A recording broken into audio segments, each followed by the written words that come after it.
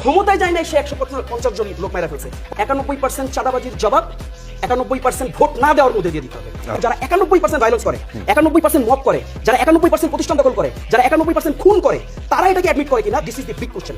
এবং আপনি যে প্রশ্নটা করেছিলেন সাইদ আব্দুল্লাহ ভাইকে, যে ভোটে এটার প্রভাব পড়বে কিনা, আমি ফারাবি ভাই বলি, ভোটে যদি এটা প্রভাব না পড়ে কোনো ক্রমে, তাহলে আপনাকে বুঝতে হবে যে আমাদের নৈতিক অবক্ষয় সমাজে ছড়িয়েছে। ভোটে এটার প্রভাব পড়তে হবে। আমি অনিয়ারে থেকে আমি জনগণকে এই অনুরোধ জানাতে চাই যে আপনারা এই 91% যারা ভায়োলেন্স করতে পারে, আপনারা তাদেরকে ভোটের মাঠে গিয়ে আপনারা তাদেরকে এই 91% ভায়োলেন্সের এগেইনস্টে 91% হার তাদেরকে আপনারা উপহার দেন। এটা আমি কোনো দলের পক্ষপাতিত্ব হয়ে করছি না, একদম I am not representing any political party.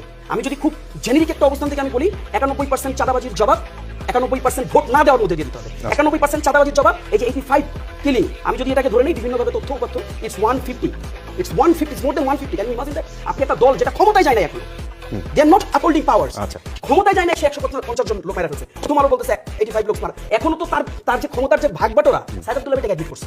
ভাগবাটোরার তো এখনো প্রশ্নই তৈরি হয়নি। প্রশ্ন যখন তৈরি হয়ে যাবে ভাগবাটোরার, আপনি দেখেছেন না কিভাবে মিডিয়া দখল হয়েছে, আপনি দেখেন না কিভাবে রোড ঘাট মাঠ বাজার হাট থেকে শুরু করে চাঁদাবাজি।